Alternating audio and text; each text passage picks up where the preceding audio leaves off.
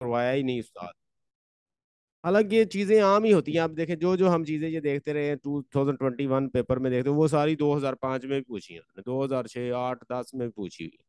ये क्वेश्चन पूछा है उसने, पहले ये पूछा हुआ है, बस उसने अपने वर्ड में इसको लिख दिया तो आम बंदे को पता नहीं चल रहा। तो ये तो लिखने वाले का बड़ा सिंपल सा स्टाइल है ये सवाल बनाने वाले का। Describe in your own word the modern critical method in the light of the Catherine बेल्से।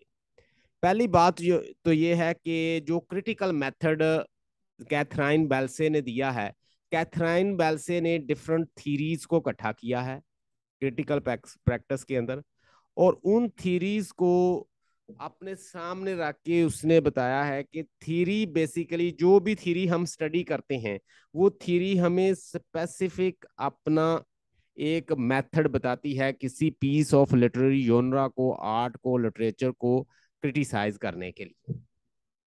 हम कार्ल मार्क्स की थ्योरी देखते हैं, हम स्ट्रक्चरलिज्म को देखते हैं, हम पोस्ट स्ट्रक्चरलिज्म को देखते हैं, वो कहती है कि कोई भी थ्योरी जो है वो परफेक्ट नहीं है कि वो ये बता सके कि हमने किसी लिटरेचर को कैसे क्रिटिसाइज करना है।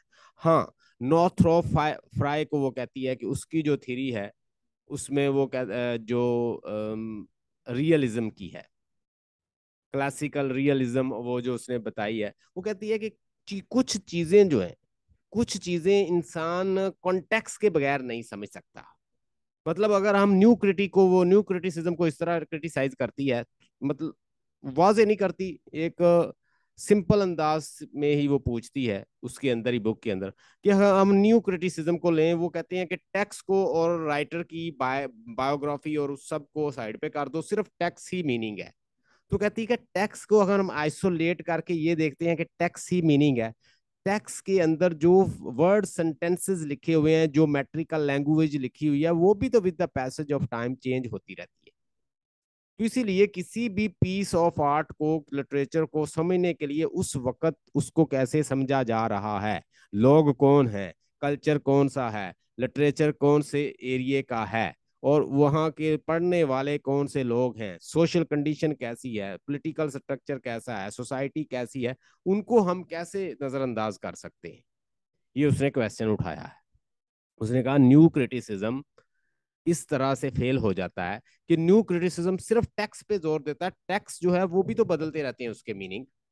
एक चीज का मीनिंग मिडिवल एज में कुछ था, रेनेसेंस एज में कुछ हो गया, और उसके बाद अगर हम मजीद आते हैं क्लासिकल एज में कुछ हो गया, रोमांटिक एज में कुछ हो गया, विक्टोरियन एज में कुछ हो गया, मॉडर्न एज में कुछ हो गया, पोस्ट मॉडर्न एज में कुछ और हो गया। तो इस तरह मीनिंग भी वैसे चलते आ रहे हैं। उसने एक मिसाल बड़ी जबरदस्त दी कि जॉन मिल्टन का जो करेक्टर सैटर्न था उसे कभी विलन समझा जाता था, लेकिन वो मॉडर्न एज में लोगों ने वो उसे सिंबल एम्बलम बना दिया, एक टोकन बना दिया, एक साइन बना दिया लिबर्टी का। वट दो the field be lost, all is not lost, our unconquerable will, the study of revenge and immortal hate, what else should not be overcome. O pit of the hell, receive thy new possessor, one who has brought mind never to be changed by place of time. The mind in its place can make hell of heaven and heaven of hell. To reign is worth ambition, though in hell. तो उसकी जो speeches हैं, जो उसकी political speeches हैं, वो एक democratic leader की स्पीचेस लगती हैं। तो उसने कहा कि एक बंदा कभी विलन था, देखें जिस तरह सोसाइटी बदलती जाती है उसके मीनिंग्स बदलते जाते हैं, कंटेक्स्ट बदलता जाता है, उसके सोसाइटी के लिहाज से उसके मीनिंग बदल जाते हैं, एज के लिहाज से मीनिंग बदल जाते हैं। तो वो कहती है इसको हम कैसे नजरअंदाज कर सकते हैं। आप उसको पढ़ें, आप उसके वर्क को पढ़ें, तो असल में वो आपसे यही पूछ रहा है कि मॉडर्न ट्रेंड में मॉडर्न क्रिटिकल मेथड जो है, light of the critical practice की रोशनी में हमने बताना है। और उसने क्या कहा आपसे, यहाँ पे देख लें, उसने कहा अपने ओन वर्ड्स में बताना है कि मॉडर्न क्रिटिकल में आपने जो भी कैथरीन बेल्से के बारे में पढ़ा है, जितनी थीरीज पढ़ी हैं, अगर उन थीरीज को आप लिख देंगे अपने लफ्जों में, और आखिर में उसके व्यू दे देंगे वो कहती क्या है, तो आपका तब भी ये सवाल हो जाएगा। तो कुछ चीजें मैंने इससे रिलेटेड निकाली हैं, वो मैं आपको यहाँ पे डिस्कस कर देता हूँ। तो what are the three texts mention by the Belsey. Three type of texts उसने मेंशन की हैं कि जब कोई टैक्स लिखता है ना, कुछ कुछ टैक्स होती हैं, कोई डायलैक्टिक किस्म की टैक्स होती है।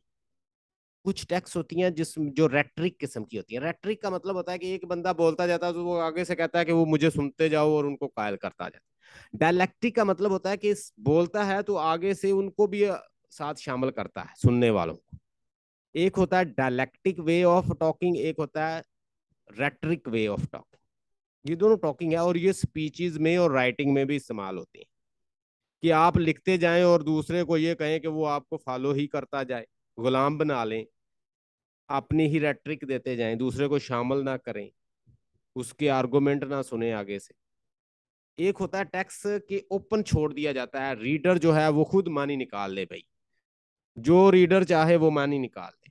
कोई बंदा इस तरह की भी राइटिंग लिखता है, कोई बंदा इस तरह की राइटिंग लिखता है कि वो कहता है कि अमेरिका सबसे बुरा कंट्री है, इसके ऊपर मजमून लिखो भाई। अपने मानी वो खुद इम्पोज कर देता है रीडर के ऊपर।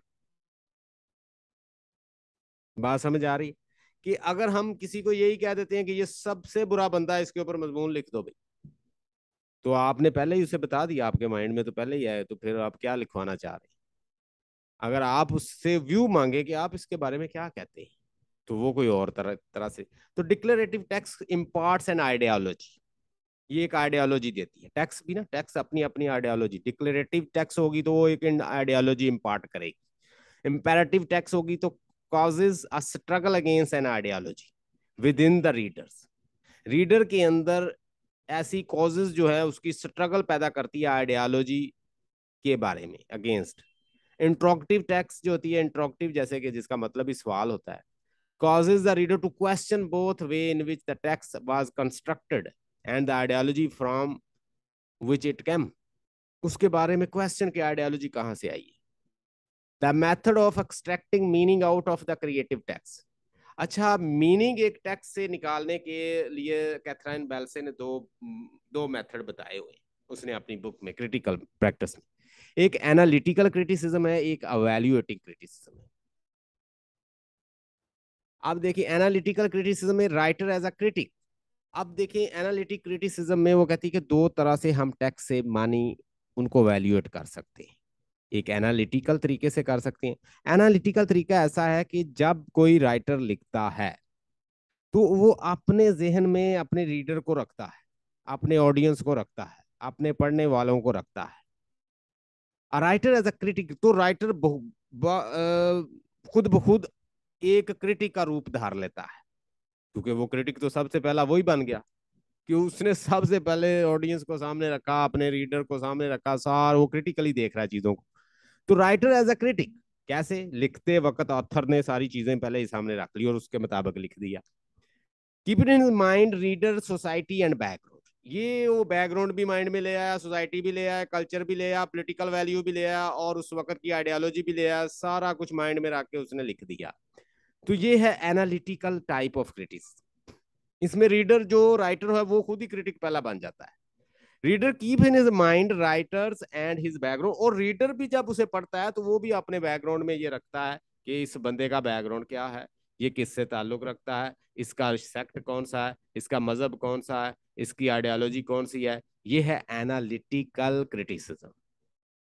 रीडर भी अपने माइंड में उसकी बायोग्राफी और उसका बैकग्राउंड रखता है और राइटर भी रखता है।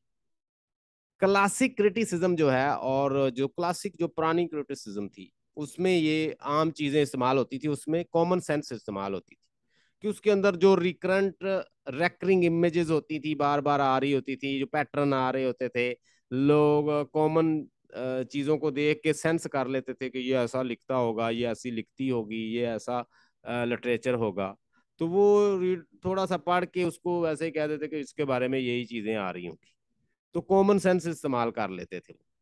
तो क्लासिक क्रिटिसिज्म में कॉमन सेंस ज्यादा इस्तेमाल, तो वो ये इसके ज्यादा करीब है, एनालिटिकल क्रिटिसिज्म के करीब है common sense. Play wider role in this criticism. यानी क्लासिक क्रिटिसिज्म और कॉमन सेंस की जो क्रिटिसिज्म डिस्कस की है कैथरीन बेल्से ने क्रिटिकल प्रैक्टिस में, वो एनालिटिकल क्रिटिसिज्म की एक किस्म है। यहां तक कोई मसला हो तो पूछिएगा।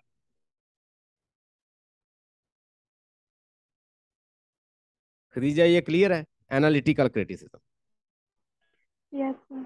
अब अवेल्युएटिंग, इसने दो, ये आपने डिस्कस कर देना है ऐसे ही, इसका स्नैपशॉट भी ले लें अगर लेना तो। अवेल्युएटिंग क्रिटिसिज्म क्या है?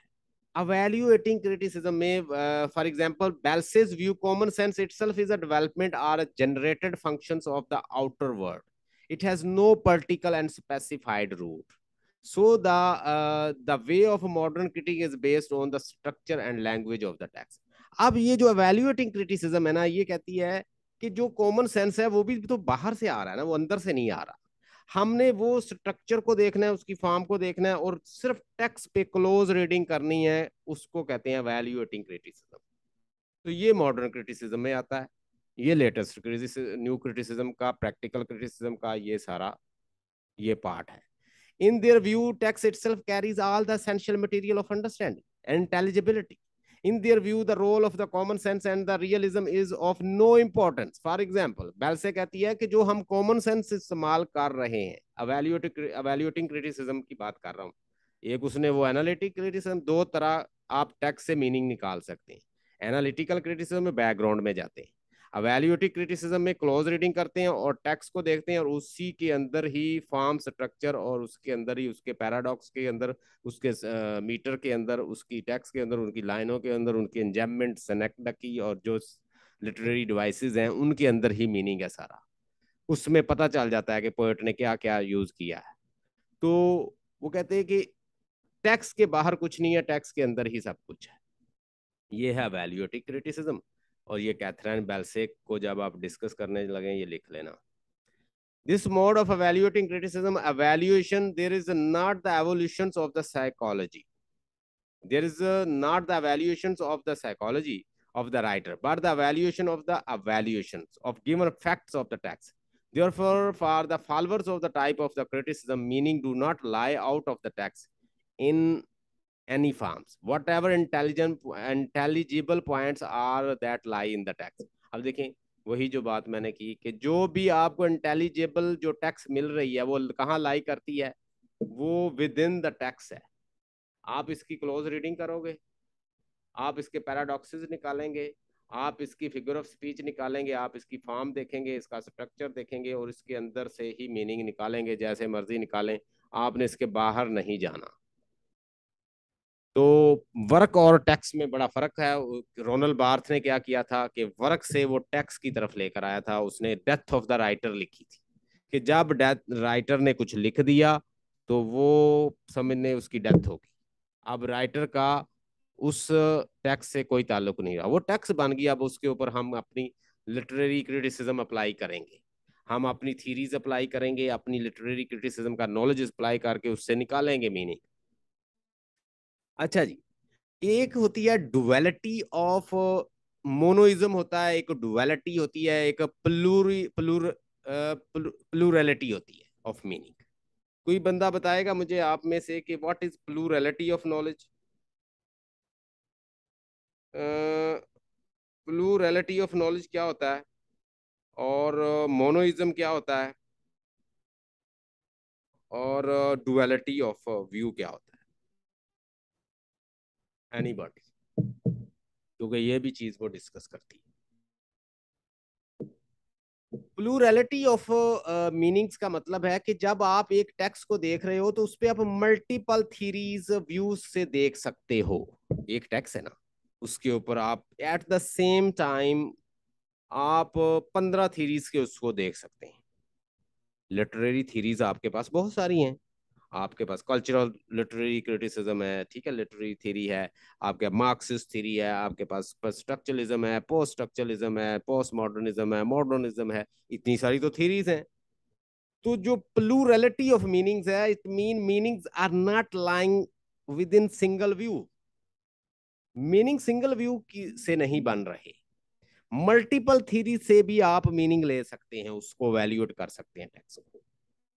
जितनी थीरीज हम फेमिनिस्ट पॉइंट ऑफ व्यू से देखेंगे और निकल आएगा, कार्ल मार्क्सिस्ट थीरी से देखेंगे और निकल आएगा, स्ट्रक्चरलिज्म व्यू से देखेंगे और निकल आएगा, पोस्ट स्ट्रक्चरलिस्ट से देखेंगे और निकल आएगा, मॉडर्निस्ट व्यू से देखेंगे और निकल आएगा, पोस्ट मॉडर्निस्ट से देखेंगे और निकल आएगा। ठीक है, कल्चरल थ्योरी से लगाएंगे और निकल आएगा, मटेरियलिस्ट थ्योरी से लगाएंगे और निकल आएगा, न्यू हिस्टोरिसिज्म से देखेंगे तो और निकल आएगा।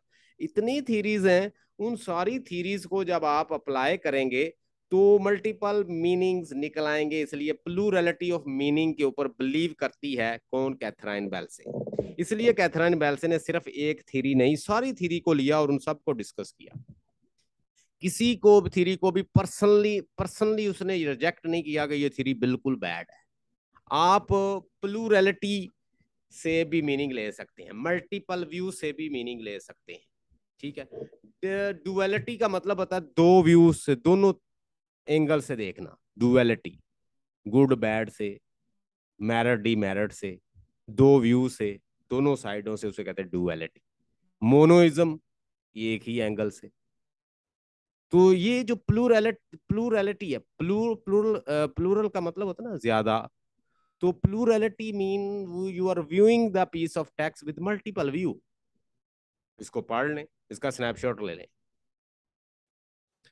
Thus, this evident again that the meaning in a particular sentence is plural. Therefore, to pose an individual subject is an authority for the single meaning is to ignore the degree to which its subjectivity itself is a discursive construct.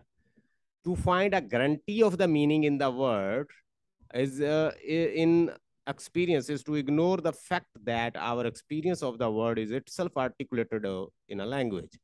Thus, Catherine Balse elaborates the plurality of meaning and its crucial significance in critical practice. इसको snapshot ले लें। तो वो कहती थी, इसलिए उसने multiple theory को डिस्कस किया कि एक ही एंगल से, एक ही व्यू से चीज को देखना तो इग्नोर करना है, क्योंकि लैंग्वेज इटसेल्फ सब्जेक्टिव होती है। जो मैं किसी चीज के बारे में कह रहा हूं, जो आप कह रही हैं, यहाँ पे हम 10 बंदे हैं, तो एक ही चीज के बारे में डिफरेंट एक्सपीरियंस, हमारा सब्जेक्टिव एक्सपीरियंस होगा। आप उसे कुछ देखोगी, मैं कुछ देखूंगा, मैं कुछ, अगला कुछ देखेगा, समबडी कुछ देखेगा। हर लैंग्वेज भी सब्जेक्टिव है, वो कहती। तो इसलिए किसी एक को फिक्स कर देना, फिक्स मीनिंग ही नहीं है कहीं पे। जब फिक्स्ड मीनिंग नहीं है तो हम मल्टीपल एंगल से चीजों को देख सकते हैं। Hope you got the point. Khadija, यहां तक समझ आई? जी सर। लो, प्लूरलिटी और डुअलिटी और मोनोइज्म, और ज्यादा वो किसको करती है रिकमेंड के प्लूरलिटी से देखा जाए चीजों को, मल्टीपल थीरीज से देखा जाए उनके meanings. So why are literary theories important in literature? Literary theories enables a broad appreciations of the global literature. Reading a text through the lens of literary theory provide a new perspective to better understand literature, learn more about different author intentions, and generally improve the quality of literature for both author and reader. अब मुझे बताएं, अब इससे पहले आपने literary criticism नहीं पढ़ा था, उससे पहले आप किसी टेक्स्ट को देख के क्या इतने व्यू बना सकती थी कि आप मॉडर्निस्ट लिटरेचर के व्यू से देख सकती? मॉडर्निस्ट लिटरेचर क्या चीजों को देखता है कि एब्सोल्यूट मीनिंग है। आप पोस्ट मॉडर्निस्ट कहेंगे अब एब्सोल्यूट मीनिंग कहीं भी नहीं है। इंटरटेक्सुअलिटी से बात करें, मीनिंग जो है वो बिखरे हुए हैं, मीनिंग जो है वो कहीं भी सेंटर नहीं है उनका। स्ट्रक्चरलिस्ट जो है कहते हैं स्ट्रक्चर के अंदर मीनिंग को से देख, मीनिंग को देखें। हर चीज स्ट्रक्चर से लैदा हुई है, स्ट्रक्चर का हिस्सा है, उसी के अकॉर्डिंग अवेल्युएट करेंगे आप। पोस्ट स्ट्रक्चरलिस्ट कहते हैं कि स्ट्रक्चर को तोड़ो, उसके बाहर जाओ, आउट ऑफ बॉक्स जाके मीनिंग देखो। डीकंस्ट्रक्शनिस्ट कहता है कि मीनिंग कहीं है ही नहीं, बिल्कुल सिग्निफायर और सिग्निफायर्ड ही आगे बहुत निकल आते हैं, तो कोई भी मीनिंग नहीं है। लोगोसेंट्रिसिज्म का कोई कॉन्सेप्ट ही नहीं है। नो लोगोसेंट्रिसिज्म, नो सेंटर, सारा कुछ डीकंस्ट्रक्ट कर दो, नई चीजें निकल आएंगी, सारे लोगों ने बनाए हुए हैं। जब कोई मीनिंग है ही नहीं तो मीनिंग अपनी मर्जी का जो मर्जी बना लो। हाँ जी, आगे आ जाएं। दूसरे जो है कल्चरल थ्योरी, कल्चर को, जो कल्चरल इंपीरियलिज्म है उसको तोड़ के देखेगा कि हर चीज जो कल्चरली इम्पोज की जाती है। एडवर्ड सईद को पढ़ें आप, कल्चर एंड इंपीरियलिज्म, ओरिएंटलिस्ट ने और किस तरह से अपनी मर्जी का लिटरेचर लिखवाया है, तो उसके ऊपर वो डिस्कस करता है।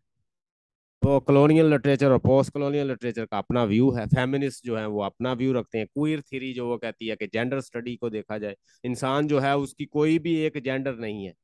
एक औरत जो है वो मेल बन सकती है और जो मेल है वो फीमेल बन सकती है।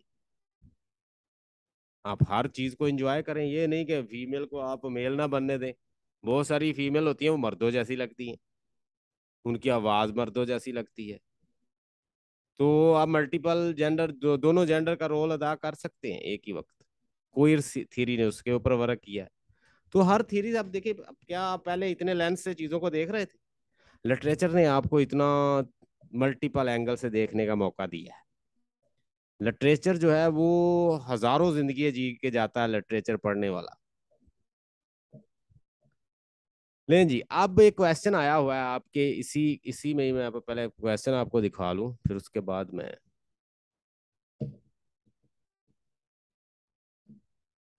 अच्छा, ये लास्ट वाला क्वेश्चन पढ़िएगा। How effectively does Sydney defend poetry? आप ये क्वेश्चन कर लेंगे क्योंकि ये क्वेश्चन मैंने आपको पहले करवाया। आपको ये क्वेश्चन भी पता चल गया, ये भी पता चल गया, ये भी पता चल गया, ट्रेडिशन इंडिविजुअल टैलेंट भी आपने किया, और ये how effectively does Sydney defend the poetry. Poetry mother of evil है। पदर पोएट्री जो है वो लोगों को बहका देती है, पोएट्री जो है वो ठीक नहीं है, वो यंग माइंड को डिट्रैक्ट कर रही है। वो सारे जो जवाब दिए थे फिलिप सिडनी ने, आपने उसको लिख देना। ये कितना उसने इफेक्टिवली डिफेंड किया था वो सारे स्टीफन गॉसन के जो जवाब दिए थे उसने आंसर दिए थे। ठीक है, स्टीफन गॉसन जो कि एक प्योरिटन था, उसके आंसर दिए थे ना, ये मैंने आपको सारा बताया था। इसका लेक्चर भी अपलोड कर दिया है, नहीं तो मैं आपको लिंक सेंड कर दूंगा, सुन लेना। तो ये सारे क्वेश्चन देखें, ये आम क्वेश्चन है, आप आसानी से कर, ये 2021 में पेपर आया हुआ। फर्ज कर लें इसी से मिलता जुलता पेपर आए, तो आपको कम से कम इसमें 70 नंबर तो लेने चाहिए। ठीक है, आगे ये क्वेश्चन आया हुआ है, छठा क्वेश्चन देखें। Each literary theory provide us with the different way of looking at given literary work which can ultimately reveal important aspect about it। ठीक है, हर जो थ्योरी लिटरेरी थ्योरी है वो आपको प्रोवाइड करती है एक डिफरेंट, एक नया तरीका देखने का, लिटरेरी वर्क के ऊपर एक नया तरीका देखने का, एक नया लेंस दे देती है, एक नई ऐनक दे देती है। एक नया आपको आप लेंस लगा लेते हो, और लगा के आप स्ट्रक्चरलिस्ट का लेंस लगाते हो तो और दुनिया नजर आती है।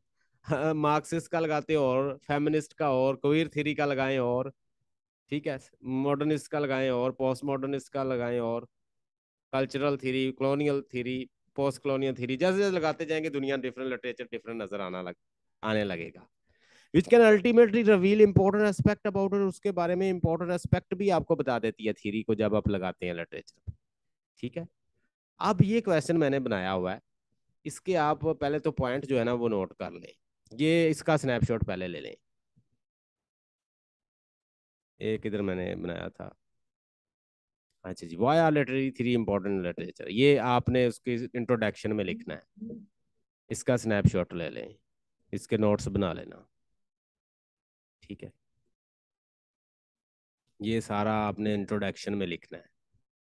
Why are literary theory important literature, क्यों important? Literary theory enables a broad appreciations of global literature. Reading a text through the lens of literary theory provides a new perspective to better understand literature. Learn more about different author tensions, conventions. There are biography, there are knowledge. लिख लेना यहाँ पे, there are background knowledge, and improve the quality of literature for both author and reader। ठीक है, दोनों के लिए। अब नीचे हमने सारी वो थीरीज बतानी है जो थीरीज उसने डिस्कस की हैं, ये मैंने आपको सेंड भी कर दी हैं, आपके ग्रुप के अंदर देख लेना। ये आपके लिए शकीला बड़ा इंपॉर्टेंट है, बल्कि सारे बच्चों के लिए, आप सारे इसको देख लें। आपने बताना है कि प्रैक्टिकल क्रिटिसिज्म के से कैसे हम व्यू कर सकते हैं। ठीक है, कल्चरल स्टडी के जरिए हम किस तरह से लिटरेचर को व्यू करते हैं, प्रैक्टिकल क्रिटिसिज्म से। इसमें ये मैंने आपको सेंड कर दिया, उधर से आप मजीद देख लेना। प्रैक्टिकल क्रिटिसिज्म में आई ए रिचर्ड ने कुछ पोएम्स ली, कुछ आला दर्जे के पोएट थे, कुछ आम दर्जे के पोएट थे। तो उसने क्या किया कि वो पोएट्री बांट दी बच्चों में। तो बच्चों ने जो आला पोएट से उनको नीचे रख दिया, जो आम पोएट से उनको ऊपर कर दिया, मतलब उनके नजदीक बताया ही कुछ नहीं था। अगर बताया होता तो वो बड़े पोएट वर्ड्सवर्थ और इस तरह के बड़े बड़े पोएट्स को ऊपर रखते। तो इस तरह, मतलब प्रैक्टिकल क्रिटिसिज्म जो है वो ये बताती है कि जो रीडर होता है मीनिंग्स वो ही बनाता है, वो ही रिस्पॉन्ड करता है, वो अपने नॉलेज के मुताबिक मीनिंग निकाल लेता है। ठीक है, टेक्स्ट के अंदर से ही मीनिंग जब निकाले जाते हैं तो वो टोटली ऑब्जेक्टिव होते हैं। कल्चरल स्टडी, कल्चर के लिहाज से आप स्टडी कर रहे हैं, ठीक है। कल्चर एंड एम्पिरियलिज्म के ऊपर वर्क किया एडवर्ड सईद ने, उसको आप स्टडी कर सकते हैं, उसके लेक्चर मेरे पढ़े हैं, सुने। फॉर्मलिज्म को मैंने आप लोगों को बताया, रोमन जकोब्सन और उससे रिलेटेड जो बड़े बड़े राइटर्स हैं, क्रिटिक्स हैं, उन्होंने फॉर्मलिज्म के ऊपर वर्क किया। और ये रशियन मोस्टली क्रिटिक्स थे, वो कहते थे कि फॉर्म्स जो है वो ज़्यादा इंपॉर्टेंट है, कंटेंट भी इतना इंपॉर्टेंट नहीं है। जब आप फॉर्म स्ट्रक्चर को फाइंड कर लेते हैं, उसके बाद उसको क्रिटिसाइज करना आसान हो जाता है। पहला जो फंडामेंटल कॉन्सेप्ट होता है पोएम के अंदर, वो फॉर्म फॉर्म ही होती है। रीडर रिस्पॉन्स थ्योरी की असल मीनिंग रीडर के पास है, जो रिस्पॉन्ड करता है लिटरेचर को दे के, वो तो रीडर ही है। तो रीडर के पास मीनिंग है, रीडर रिस्पॉन्स, ये कहती है थ्योरी। उसके बाद न्यू क्रिटिसिज्म। न्यू क्रिटिसिज्म ये जॉन क्रोरेंसम जो है, ये इसने इसके ऊपर वर्क किया था, न्यू क्रिटिसिज्म के ऊपर। न्यू क्रिटिसिज्म मिलती जुलती फॉर्मलिज्म से है, मीनिंग जो है सिर्फ टेक्स्ट के अंदर है। टेक्स्ट को क्लोज स्टडी करेंगे, ये हमने बड़ा डिस्कस किया है। साइको एनालिटिक थ्योरी में जो फाउंडिंग फादर है इसका, उसका नाम है सिगमंड फ्राइड, और उसने इड का कॉन्सेप्ट दिया था, ईगो का और सुपर ईगो। इसमें जैक लखान आ जाएगा, सिगमंड फ्राइड आ जाएगा, कार्ल यंग आ जाएगा। ये सारे जो हैं ये कौन से क्रिटिक्स हैं?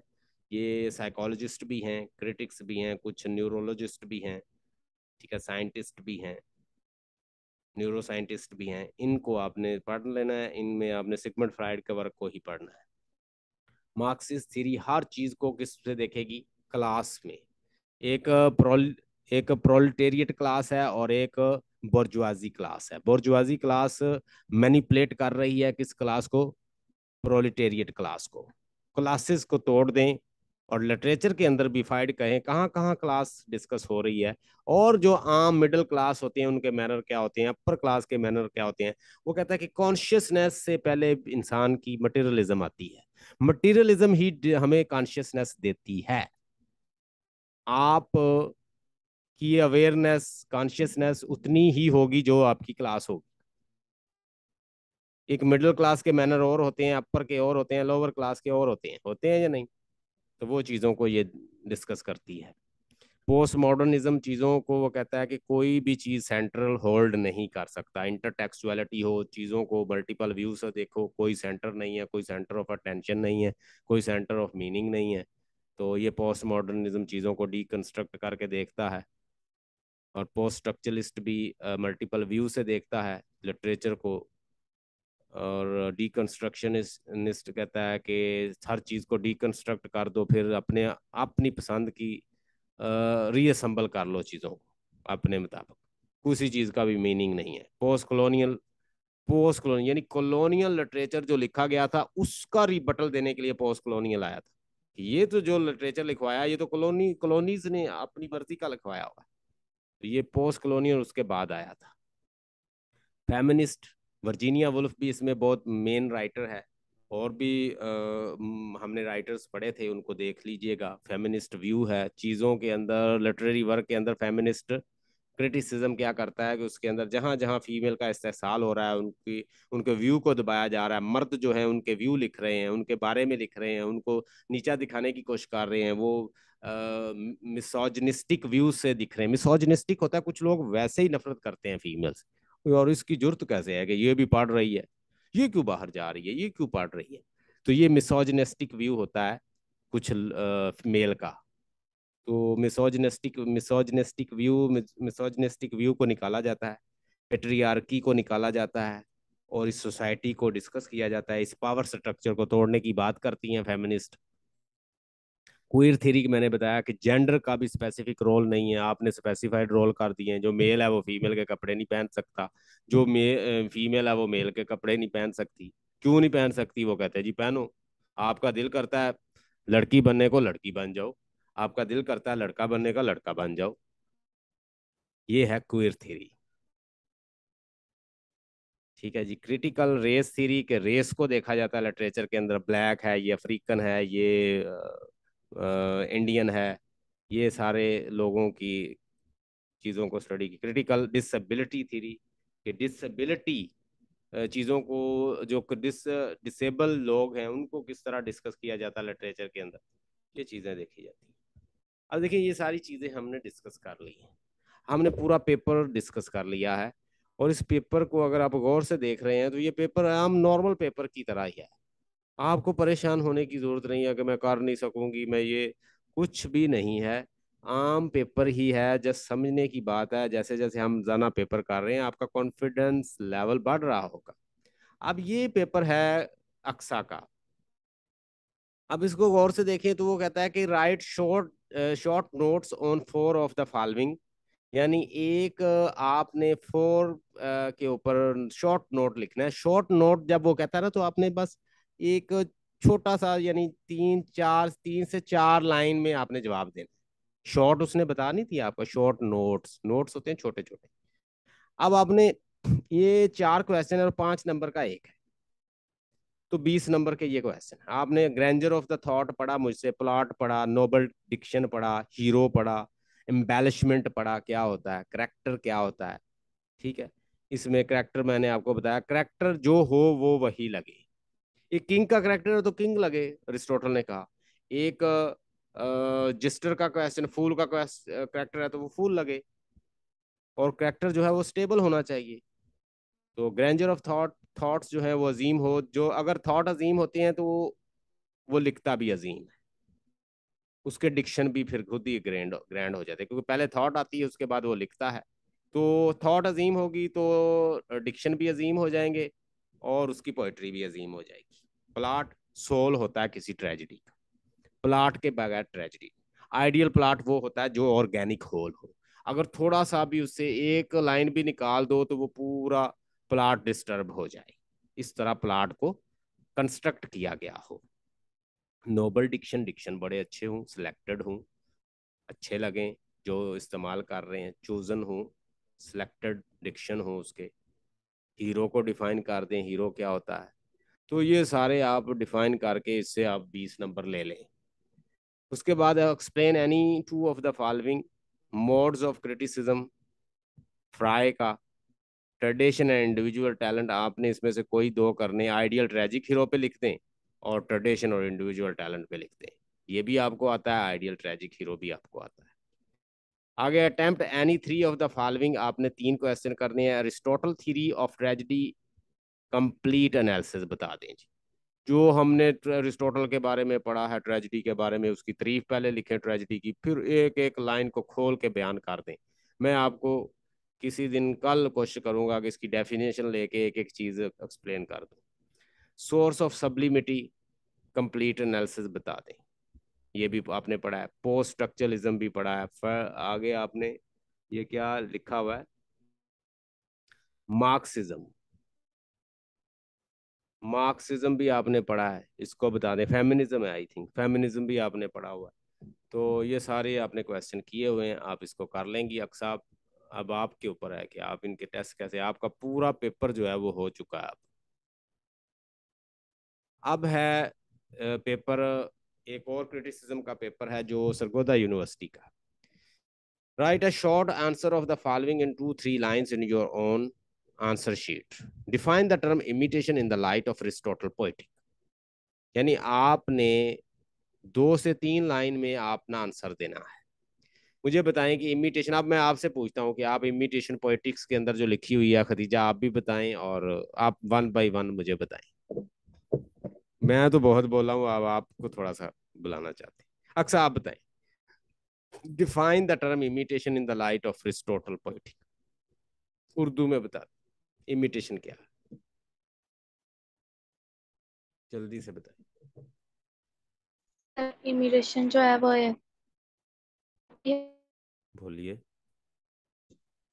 जो सीरियस होती है और एक मैग्नीट्यूड होता है उसका कंप्लीट अपने साइज में होती है। ठीक है, कोई और खदीजा आप बताएं, सारे सबके व्यू ले लेते हैं। Khadija quickly tell me what's the meaning of